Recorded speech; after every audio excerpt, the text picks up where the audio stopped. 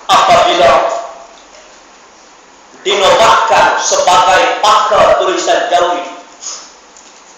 Pakar tulisan Jawi di negara kita dapat kepada orang Cina. Dinobatkan sebagai pakar tulisan Jawi dapat orang Cina. Orang Cina pula kalau kata Cina dia orang pun kita pun Taipei ni bertahan ni dah Cina daripada Korea. Yang bukan Islam, yang bukan yang beriman.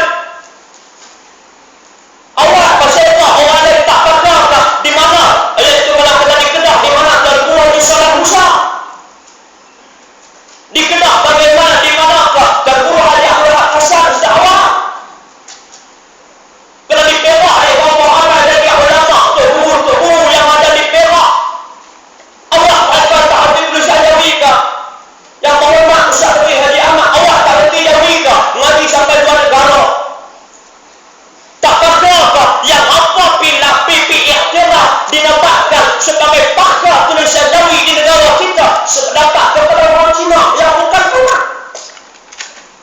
Wallahualam, bagi saya merasakan ini satu penghinaan terhadap umat Islam, satu penghinaan terhadap bangsa Melayu kita. Awak kalau Melayu dah jumpa dah, tak jumpa dah apa dia tengok ni duduk kiri kanan walaupun nampak misai yang tarik tulisan Jawi tak tuai pun. Tu nampak dah boleh bagi kamu ni Jawi Melayu, Jawi Cina. Sikit hari lagi tak Nabi tuan-tuan, apa tokoh Mahdi Rasul pun dapat kat Cina.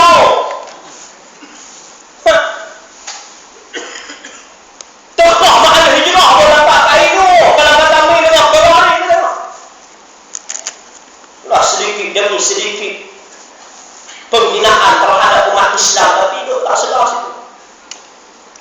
Kalau bila tuan satu kajian yang cukup mengejutkan kita bahawa apabila satu kajian mengatakan indeks ataupun jumlah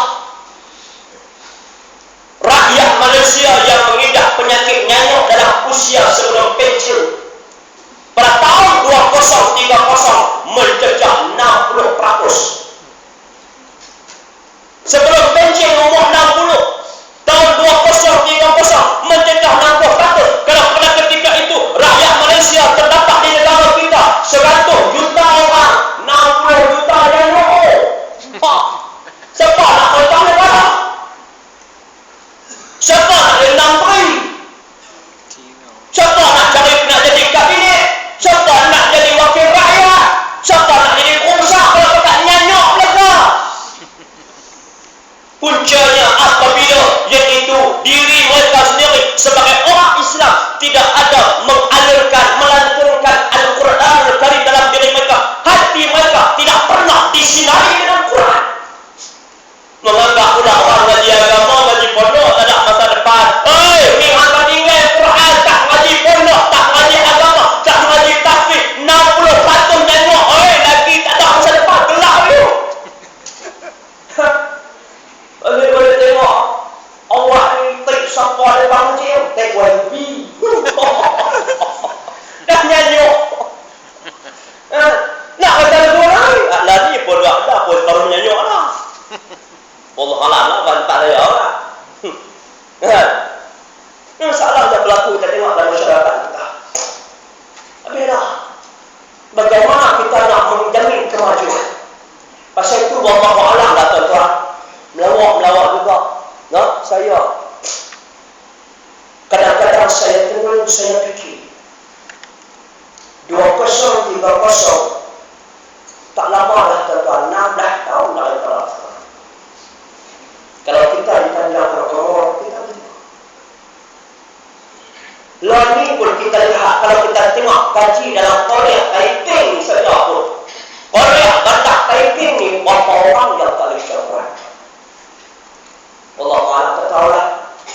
Ada orang yang kata saat termasuk Muhammad dia saya tanya soalan ni, dia kata 50% dah hapus lah, 60% dah hapus. Tapi dia kata apa ni 80% dah hapus kalau pinjam orang. Dia tak tahu.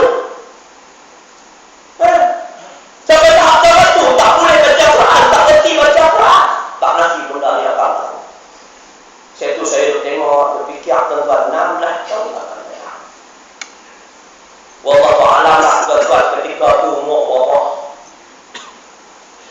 sekarang 31, 16 tahun lagi.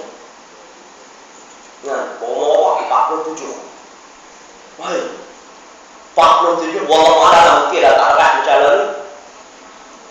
Nah, tapi pada ketika itu tuan, siapa yang nak mendidik, siapakah yang nak membimbing masyarakat sekiranya umat Islam ramai tidak mengutamakan agama?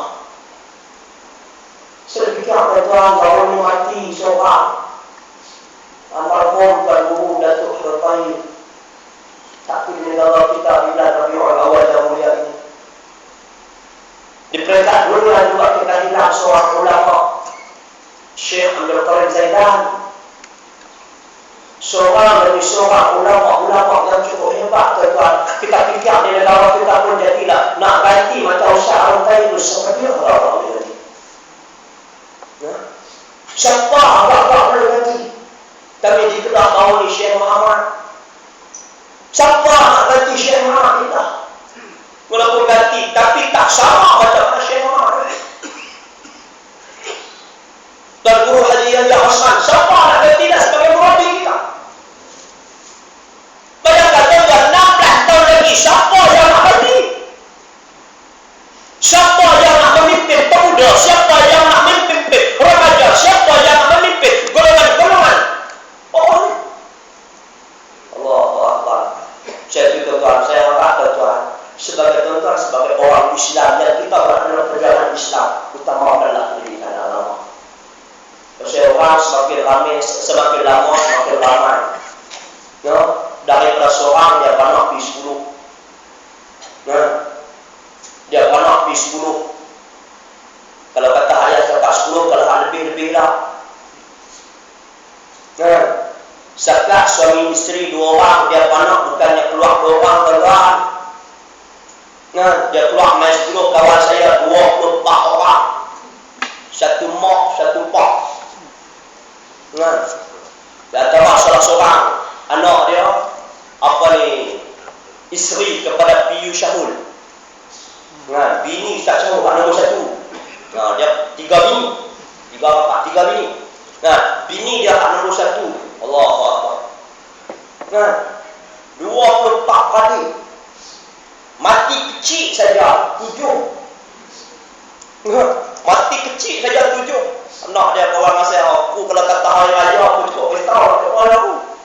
Awak cucu pak pun 70 lebih lah. Cucu pak 70 lebih lah. Allahu Akbar, 70 orang ni nikah tak lagi. 70 orang lah. Allah, itu tadi. Nah, semakin hari semakin ramai masyarakat, semakin hari semakin ramai umat Islam. Siapa yang nak didik?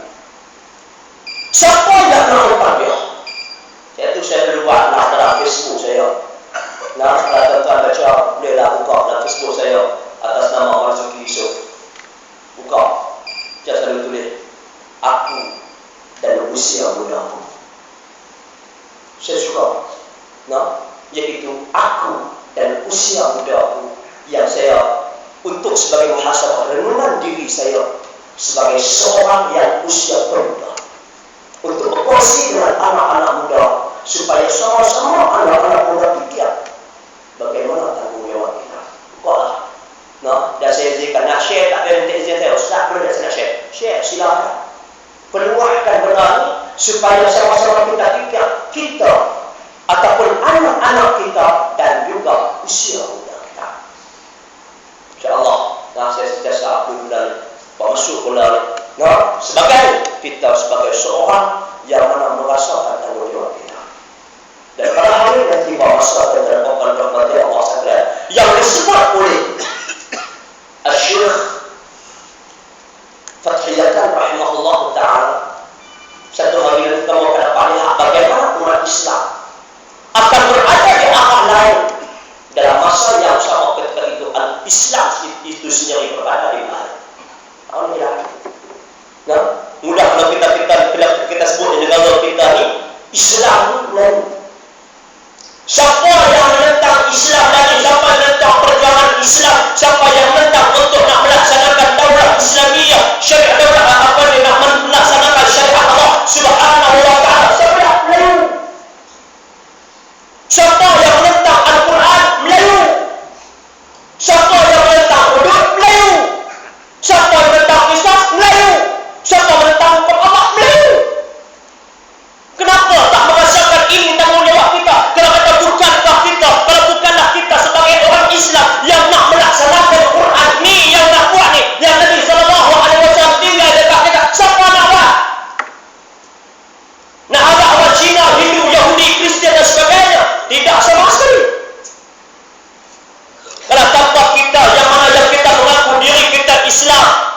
sebagai marzuki Yusuf yang